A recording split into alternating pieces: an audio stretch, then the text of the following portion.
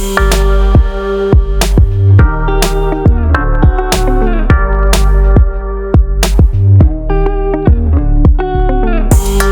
the ball stops bouncing. Let's get it, man. We back. When the ball stops bouncing, man. The first person I met in LA, the Kappa himself, marketing major, Texas A&M Commerce, the track and field juggernaut. On a 100-meter dash, 13.08. 110-meter hurdle, 15.52. 200-meter dash, 25.92. 400-meter hurdles, 55.32. He's more than an athlete. He's a top entertainment business manager, not just in LA, in the nation. Podcast host. If you haven't heard him yet, you got to check out True Transitions. It's my brother, my man, Demetrius. Let's get it, man. Bro, Glad to have you, bro. Glad to have you. I'm impressed, man. You did all this research on me. I didn't even know all that. Nah, man, we're going to get into it, man. We're going to get into it. I'll tell you what, though, the one piece of research I couldn't do, I couldn't figure out where you from, bro. Where are you from? Since I've met this dude, man, I've been like, it's the hardest thing to figure out. Where are you actually from? This is the hardest question to answer. Anytime somebody asks me, it's like, so I'm an Army brat, right? And I learned that everybody in the world isn't an Army brat. You know what I'm saying? I used to think that everybody in my world was an Army brat, but it's not. So all of my family is from Chicago, south side of Chicago. And then once my dad got out the military, we settled down in Dallas, Texas. So I'll be honest, I'm not that person that can rep one city because I haven't lived there long enough. So I'm from all over the world. I'm from the Army. Here's the thing, though. You've been in LA so long, bro. I think you may be from LA. It's hard so, to, like, bro. yeah. I really think I'm from LA, to be honest with you. I don't know. It's the hardest question. I'm gonna let you answer it, bro. Nah, man, but let's get into it, man. Let's have some fun. So when the ball stops bouncing, I wanted to create this platform so that athletes can really tell their story, right? So I think that so many times athletes have their identity so caught up in sports that we don't really get to talk about, hey, how do we make that pivot? How do we begin to transition from being a top tier athlete into the business world? So I wanted to take some time today, really just let you tell your story. And hopefully, people can get something from it. So just tell me a little bit about you, man. So I know that, you played at a high level track and field athlete from Texas, from Chicago. You've given us a lot. So just help me understand, as a kid, was track always your passion? Oh man, there's so many different levels to that question. But first, I want to commend you, man. I mean, one thing about Nigel is this man will have an idea. He'll have a vision. He'll have an idea, and then within like a week, he'll have the whole project completed and finished. It don't matter what it is, whether it's starting a barbershop or moving across the country. This man's gonna do it. Like I said, he's one of the first people I met in LA when I moved to LA. And I'm like, you think you're friends. He's like, hey, bro, I live in Miami now. What? But no, I really commend you on that, man. I think it's inspiring that when you have an idea and when you have a vision, bro, your execution is just there. It's just there. There's so many people that are visionaries. There's so many people that are executors.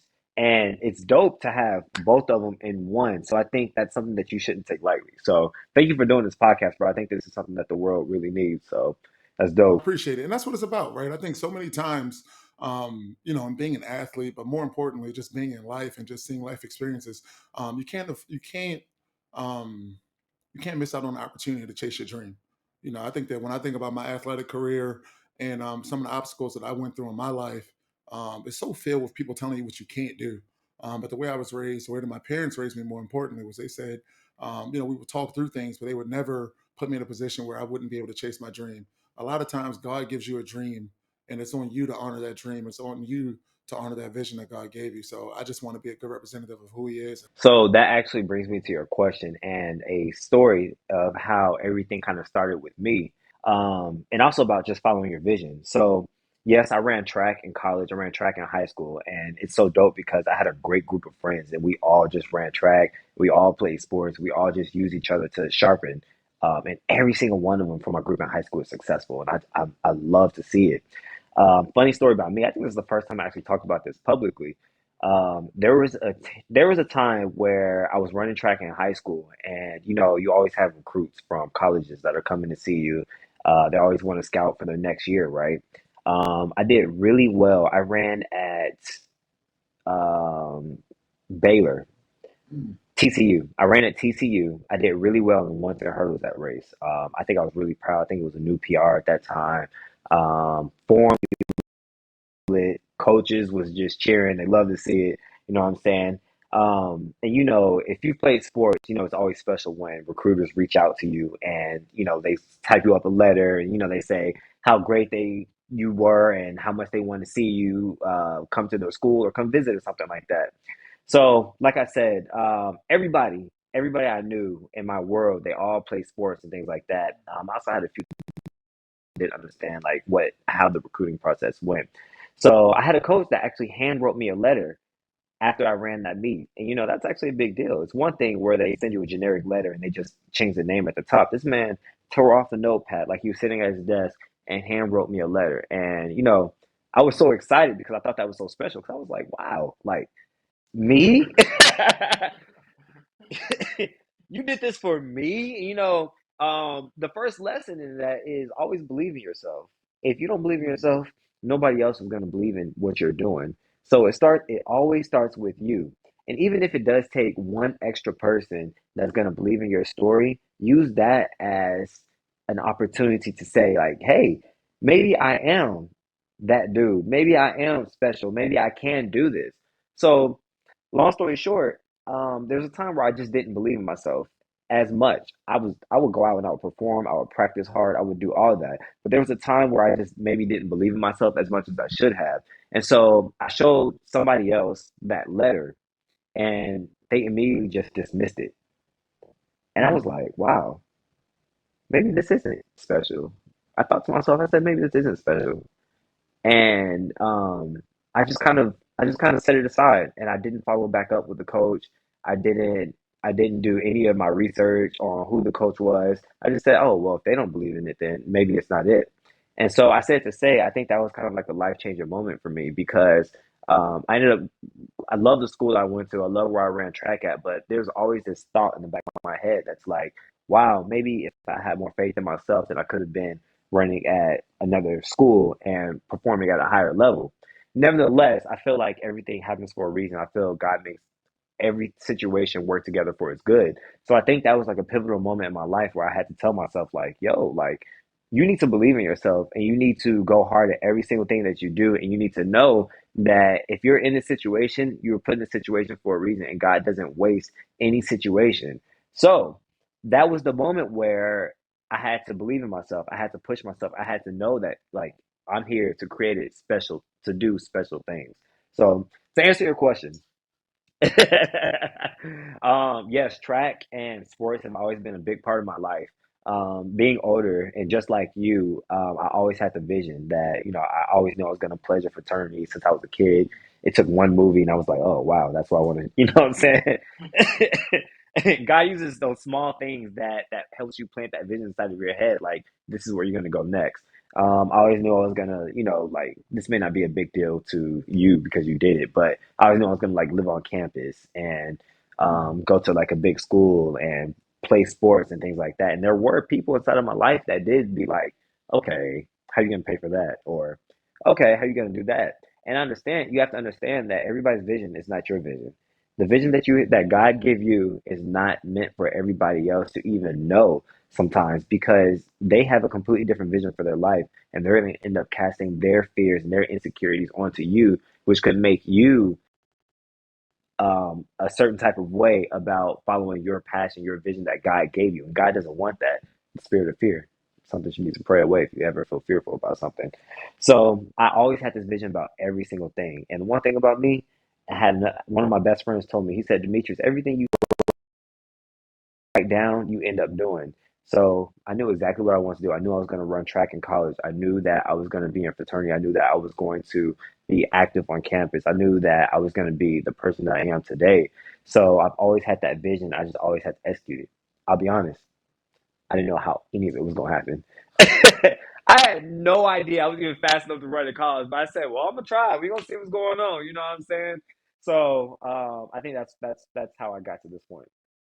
No, that's perfect, man. And that's honestly, that's fire, bro. Like when you think about manifestation, when you think about having these visions, when you think about just living out the purpose that God has for us, right? What does that mean for you? So when you think about manifestation and really just your mentality when you're going into your freshman year in college, what does that look like for you?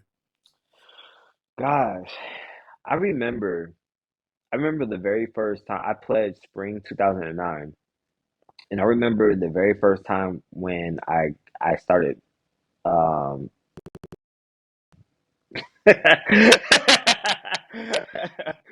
doing paperwork, and um, I was just. I remember I just sat back and I was like, wow, this is something I've always wanted to do since I was a kid. Ever since, I don't know, before something. Ever since before all of that those movies about fraternities and sororities and the college life and stuff like that, I was always just so had everything planned out exactly how I wanted things to be. And I didn't know what manifestation was. I didn't know what any of that was. I didn't know God essentially like lives inside of you. You know what I'm saying? I didn't know that every vision is, comes from God as long as it's with pure Hmm. intentions. I didn't know about any of that, but I still moved down this path that was playing inside of my head. Again, like even to where I'm at today. So I just think it's amazing. You know what I'm saying? That vision is real.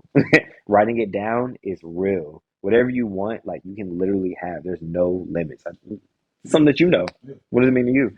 No, I mean for me, that's what I live by, right? So I live by the opportunity to really, I call it planning, but it's not. It's not planning, right? I don't think any of these ideas that I have, I don't think any of these visions that I have, I don't think the way that I see myself is anything that I'm doing. I think this is what God placed on me. I think that this is my relationship that He's giving me. And one of the things that I always think about, pray about, manifest, or really just spiritualize is um, for God to use me as a vessel.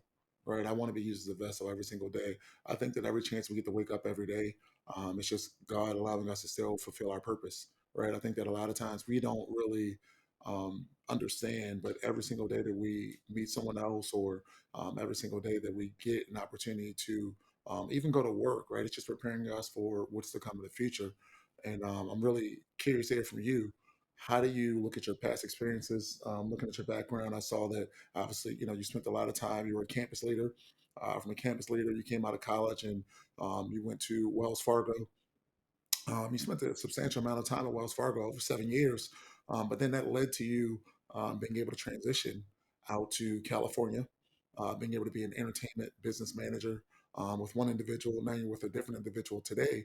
But when you look at some of the different pillars, when you look at being able to be a college athlete, and the principles and some of the different tactics that you had to have as far as discipline and the success that you had at that level, but being able to bring that same success into the business world, what were some of those pillars for you? Oh man. So here's another funny story. So when I was in college, it was my junior year, I want to say. It was my junior year.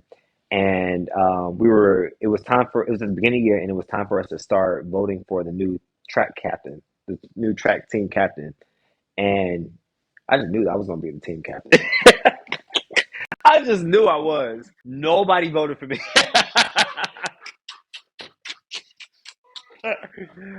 Nobody did. But you know what? I always had that vision. I knew that I was a leader. And my best friend, we crack up about this story all the time, was that I made myself the leader. I made myself the leader. There were I just I started taking leadership seriously. I started knowing where I wanted the track team to go. I started understanding what the coaches wanted, and I knew that they need essentially a vessel to help lead the team. And me and my best friend, we crack up about this all the time. That team leaders, they start leading the stretches.